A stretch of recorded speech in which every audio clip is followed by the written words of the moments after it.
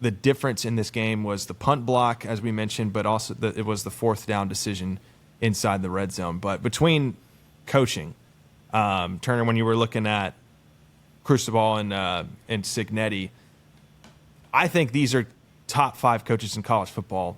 Cristobal, I thought, has had a fantastic last 2 years. Oh, no doubt. And you can't really say that Cristobal is like so much far less tier wise, coaching wise in college football. But how did you like the coaching decisions from Indiana versus Miami? I mean, you want to talk about, Cristobal literally, he took Miami from, I think he had his first season was like a losing season. Then he got him to like 7-5 or something like that. And then obviously he had Cam Ward the prior year, this year prior, and then now it's a national championship. He did that in 4 years. Now, realistically, that's what you want to do with every single coach that you hire. But like, he went out and did the darn thing with literally the team that he won a national championship with too. So I think that's also a really cool story to find out. And then Cignetti is just a cold-hearted dog. Like, he's literally watching his team block a punt and get a touchdown. He's just sitting there just mean-mugging the entire time. You're just like, oh my gosh, this guy is just much to show no emotion. He's kind of like Kobe. He's like, job ain't done. Yeah. So, and then there's Cristobal. Like, there's that big pass interference call, and he is just wanting to throw his headset across. Like, well, that's part of the Saban tree. They really want to throw their headset. And but now, just the difference between those two, like you can't really dog on either of them. I don't really think anybody did anything bad.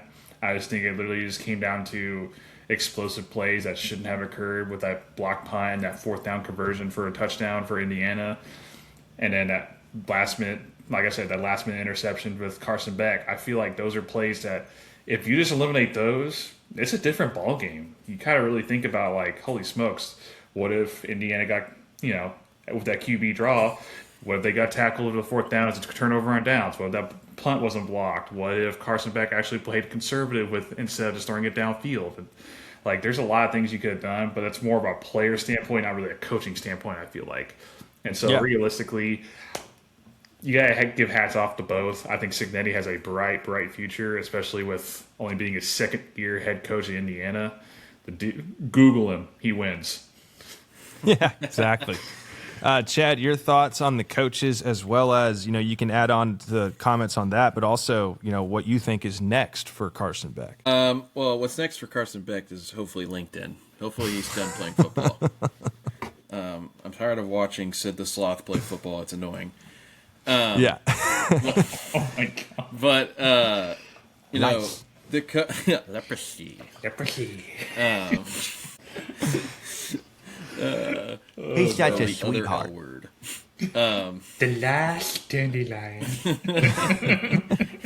It's a boy. That's its tail. Back to shattering the script. When you were talking about it, Turner, like, I totally agree.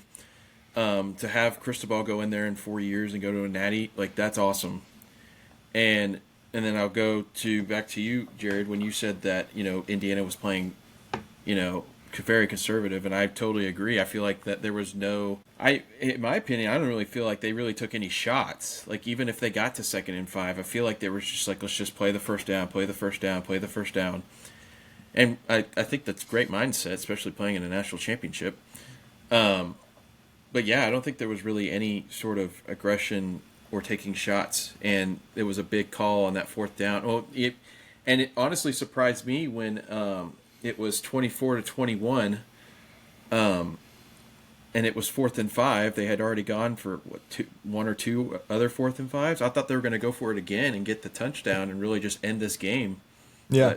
But they just decided to run out the clock, call the timeout, and kick a field goal, or run the ball, call a timeout, and kick a field goal. And Cignetti, to be able, I got to give him a lot of credit, because he has taken however many 3 stars, and I don't really ever, it's really the only time you'll ever hear me talk about stars. Like, I don't really think they're good classifications for players. I agree. That's a good point. But to get what people define as lower level players 3 stars. I mean, Mendoza was a 2-star.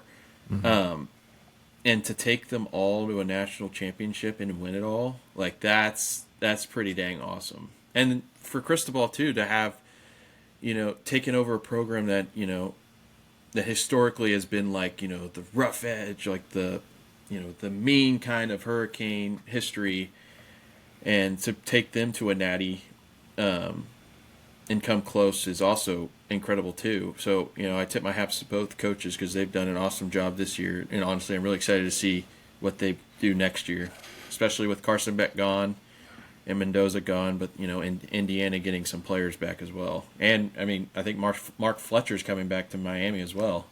Yeah. Yeah. So I'm excited for that.